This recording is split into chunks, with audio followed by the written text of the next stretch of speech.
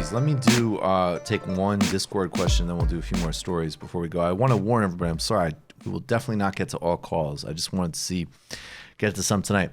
Michael, do you think Evo Morales has done damage to the Latin American left in spite of some big achievements by failing to pass the torch to a protege, not respecting term limits, and infrastructure extractive programs that have been bad environmentally and to hurt the indigenous base that he's come from? Well, I mean, in the narrow terms of your question, yes, of course, there's some problems there. There's problems in environmental policy, although I will say the effort to blame the Amazon forest fires on Evo Morales is a pure propaganda operation and a radical lie put out by people who oppose the Latin American left and want to run interference for the Bolsonaro regime.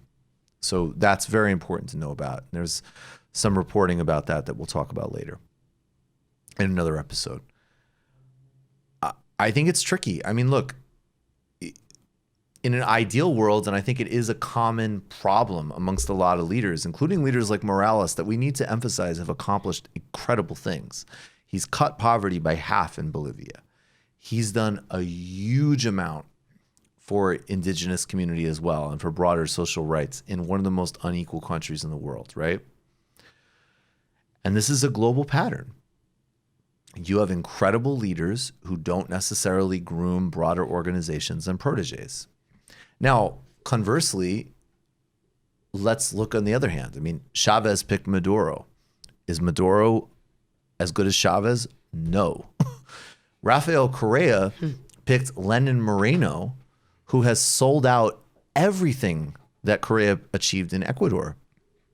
And, Dilma Rousseff is an incredibly admirable leader who really deserves a lot more credit and faced a coup and misogyny and so on.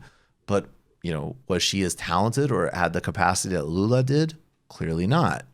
So there is this tension between facilitating a broader organization, but also recognizing when one person really does have distinct leadership capacity. That's one thing, like I will say in Argentina, and I acknowledge the complexity of it, but Cristina de Kirchner and Nestor de Kirchner both were up to the task of doing that, just in terms of like their political skill sets as presidents and as leaders. So Evo's in a position where he amends the Constitution to take a fourth term. I have no doubt that he won this last election. I don't buy the opposition claims that I have no doubt that his approval has gone down a bit, but it would be shocking to me if somebody who is delivering so much material gains to a country was really going to be voted out of office. So in the bigger picture, is Evo bad for the Latin American left? No, of course not. He's a successful pink-tide leader.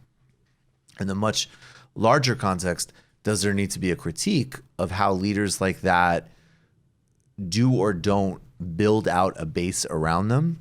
And then the next phase of questions is really going to be, how do we synchronize political and civil rights with economic rights? And in Western discourse, economic rights are totally ignored, never acknowledged as important, and civil rights are valorized even though they're actually not respected in most places. And I do think there's a tendency amongst some, I mean, Evo talks about his friends in Turkey and China and so on, that don't respect those civil rights, and those also are a matter. So the question is a synthesis. I would have voted for Evo Morales if I was in Bolivia, though. I should be very clear about that. There is no question that he was better than the alternatives, and there's no question that he's lifted a lot of people out of poverty, and that really is my baseline. I have to be honest about that. You wanted to add something, David? I mean, it's sort of just out there for everyone else. I've always found, just generally, as like a concept philosophically, term limits to be a very strange idea in the first place. I feel they're undemocratic. Like if you have an election, right, that's the question. Like right. Who do you want to be the leader? And like this fixation on term limits. And remember, like we introduced term limits in the United States after FDR. Yeah, right. And we should have kept electing FDR. I wish we could reanimate his dead body. All right. No, So I that's my agree only with you. point. Is like, they're always trying to put limits on very popular left-wing candidates, and I've always found that to be very strange.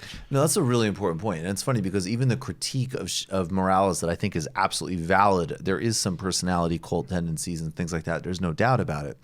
But it doesn't necessarily mean giving way to another like president. It means making sure you're training cadres, you have a really powerful, broader organization, right? That might be a valid critique. But if he can run for a fourth term and win, then cool. And I also have to really emphasize in Latin America, but I think this applies globally. You are not talking about right-wing parties that will deliver on the things that people discourse concern about. If you think that a right-wing party is going to take power from Evo Morales in Bolivia and upgrade environmental standards and protect people's freedom of speech, you're beyond delusional. Like, you're in a state of fantasy. So in the relative world of where we're in, he is an important leader, and there's a huge amount to criticize him on, sure. But I'm certainly glad he's there, particularly given the right-wing tide now. You just watched a Michael Brooks show video. Subscribe to get them all. Why wouldn't you? Don't be foolish. Click subscribe below and become a patron as well. Patreon.com/TMBS. Thanks, everybody.